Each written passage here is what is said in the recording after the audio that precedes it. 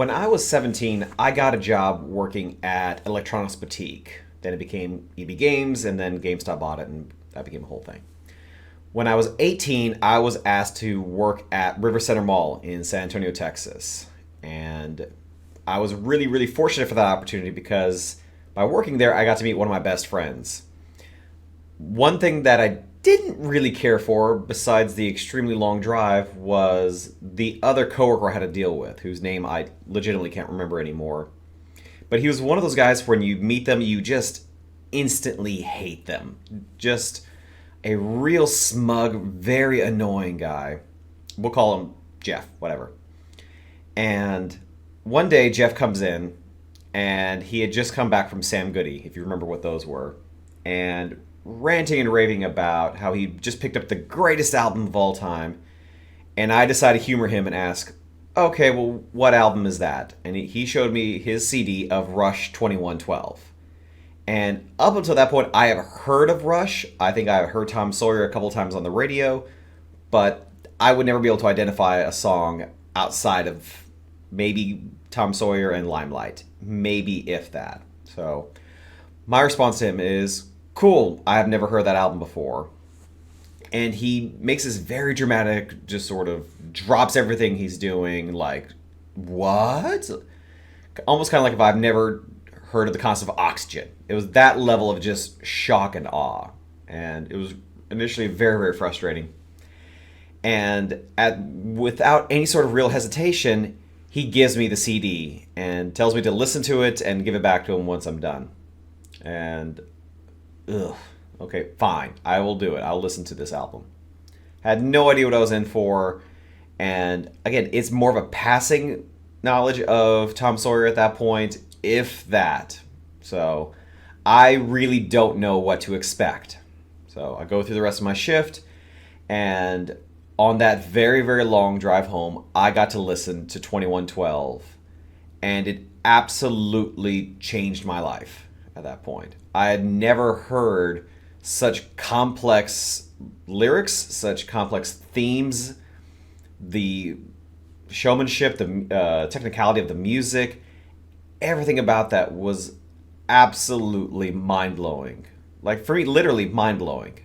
So my drive home is about 35 to 40 minutes. I stay in my car for the remaining time to listen to the rest of the album.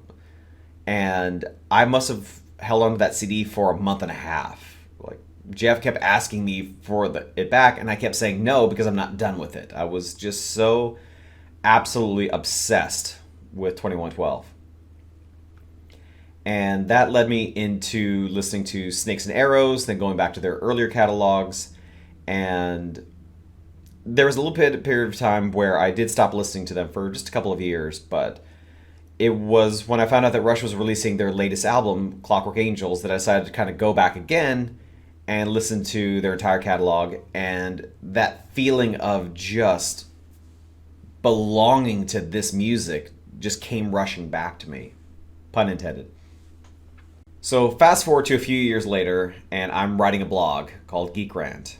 And I was writing it an entry every single day, and starting to get a little burned out, and I take a break from that. And within a couple of weeks, I start getting the urge again to write, and I wanted to expand on it. I wanted to start doing a podcast, and then just kind of see where it goes from there.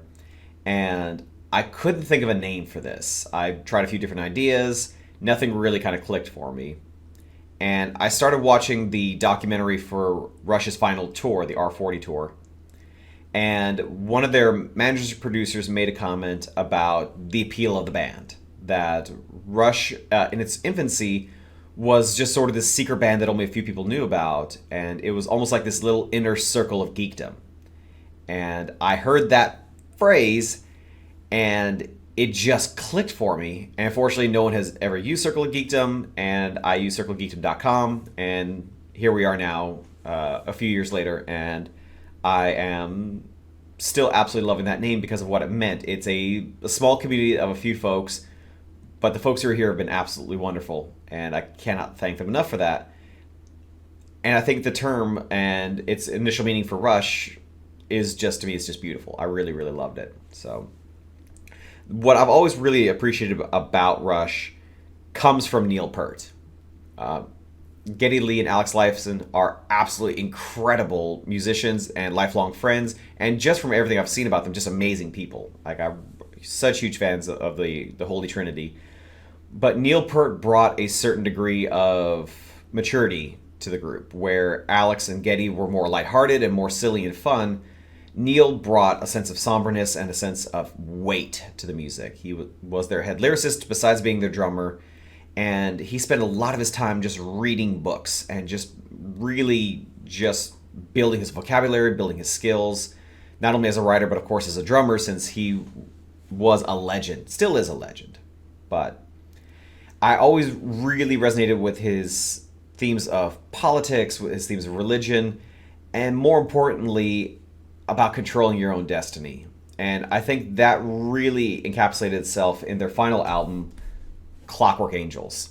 I absolutely adore this book. It was written by Kevin J. Anderson, who's written a lot of the Star Wars books and some of the Dune novels as well. But he was also a longtime friend of Neil Peart. So when Clockwork Angels was being turned into a novel, Kevin worked on it.